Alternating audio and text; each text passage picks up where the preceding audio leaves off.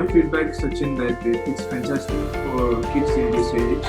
Uh, when when you told me first about this particular course, and I was quite surprised, and I asked Abhay because we never used Android phone or any stuff in my home, and we are pro Mac and iOS.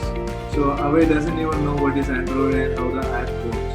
So I told him that that's why you have to do this and to understand some basics, so that like you can actually talk to your friends. So somebody talked about Android, and you get to know, right? So he was, and so he said, okay, Papa, I want to join for this particular course. So today, yesterday, I was doing a Viva with him because he said like tomorrow I think looks like your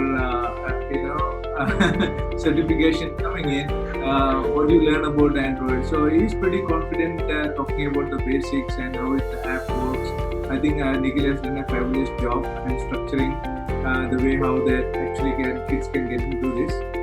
In fact, I was talking to my other friend, Badri, and he was quite impressed with the way how Nikhil has put the structure, and that easily they can understand.